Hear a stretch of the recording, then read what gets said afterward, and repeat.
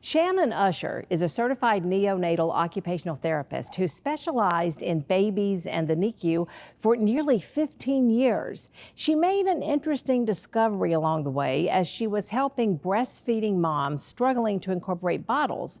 And her system was so successful, she turned it into an online course to help families all over the world.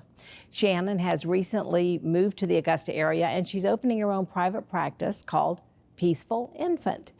And most importantly, she's mom to 3 young boys. And Shannon, thank you for being here today. Now, this is James. He's not one of yours. Yours are older now. Yes. But he's our prop baby today. And I'm sure plenty of our viewers saw a 5-month-old baby boy, and you probably thought, oh, that's got to be Jenny's grandson. No, but he is the exact age as Graham. And they were born on the same day at the same hospital. Isn't that funny? Yeah, it is funny, isn't it? Yeah, you and Graham, buddies in the hospital, right? Well, so Shannon, one of the things that you really wanted to talk about, and I certainly understand this from my daughter trying to go back to work, is breastfeeding moms being able to incorporate the bottle. Right. Yeah. So I think it's actually quite fascinating. This path really found me as the different work that I've done across the NICU and owning a private practice and having children of my own, and realizing how many breastfeeding moms were struggling to incorporate bottles. Right. Now, many breastfeeding moms don't need to incorporate bottles, and that's wonderful and that works for them, but many do, whether it be returning to work, whether it be, a work trip or a wedding or just a night out with friends or their significant other, that they're looking for the opportunity to leave their baby with someone else to be able to bottle feed them. In fact, research has actually found that up to 25% of breastfeeding moms will never be able to successfully incorporate bottles.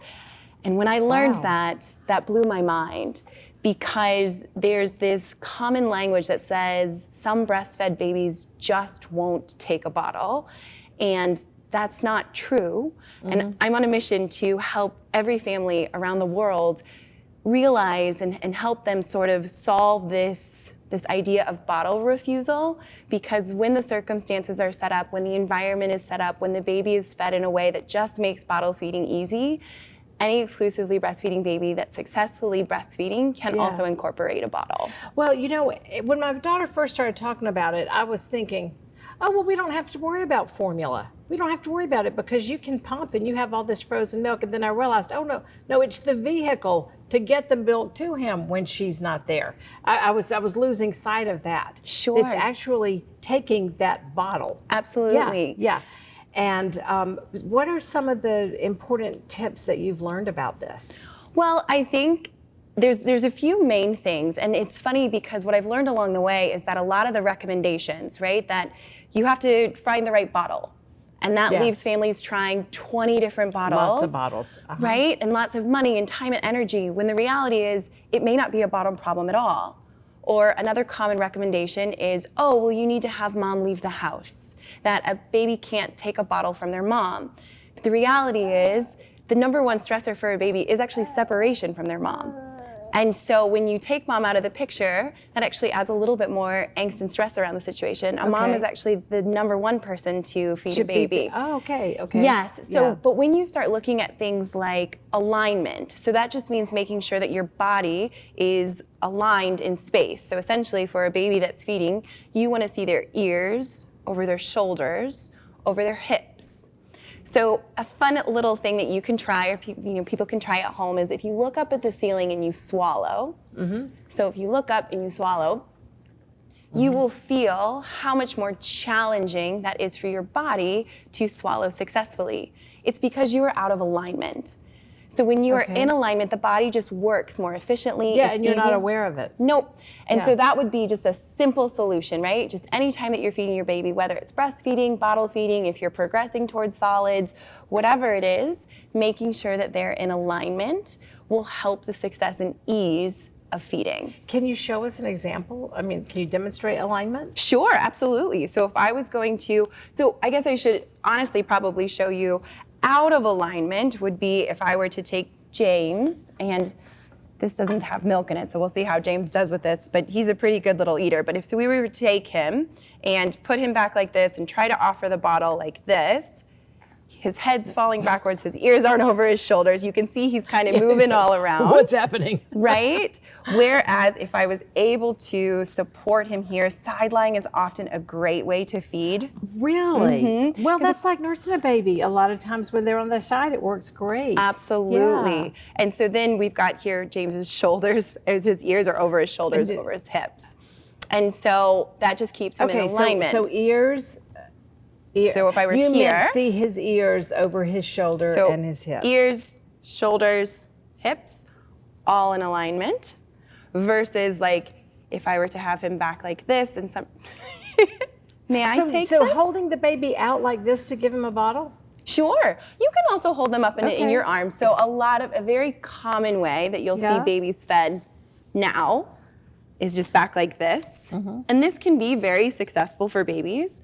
The catch becomes actually what ends up happening is the milk then is deposited right into their mouth and back into their throat. So sometimes when babies are learning to take a bottle, that can overwhelm them because rather than controlling the milk, it's just going right back into their throat, so they don't have control over the milk. If you think about it, breastfeeding happens inside lying for a reason. And then, but most movies. Fascinating. Most movies, most TVs, most advertisements, you'll see a baby bottle fed like this. Right. Which is actually more challenging for them. Now, lots of babies can do it. And if that works for you, that's amazing. But if you're struggling, those are some of the simple things that you can start to look at that will just make feeding easier. Wow. That's amazing. That's very, very good. A very good tip. Now, I'm interested in this because we have, this is the kind of bottle my daughter has too. What is the point of this green straw thing? What is that? So this is in particular to the Dr. Brown's bottle. There are different advantages to different bottles. Within the Bottles on Purpose training, we actually specifically talk through bottle recommendations and things like that because my goodness, there's a lot of marketing dollars that are spent on, different bottles, sharing different pieces of information. And so what actually works best for a baby may be different than what people anticipate. But with regards to your specific question about the green insert, so that actually creates a vacuum-less bottle so that the milk comes out of the nipple really consistently at a consistent flow rate the entire feeding. It also then deposits the air down at the bottom of the bottle versus up at the top. Exactly. So that less gassy baby. You got it. Okay. So that's particular to that bottle. We are taking a quick break, but we'll hear more from Shannon in a couple of minutes. In the meantime, you can check out the website at bottlesonpurpose.com and follow Peaceful Infant on Facebook.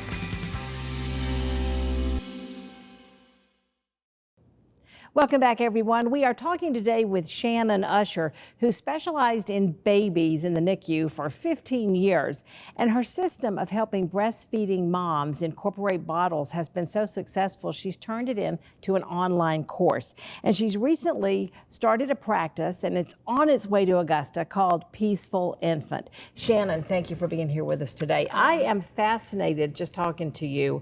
One of the things that you do with infants is assessment, and some of these toys are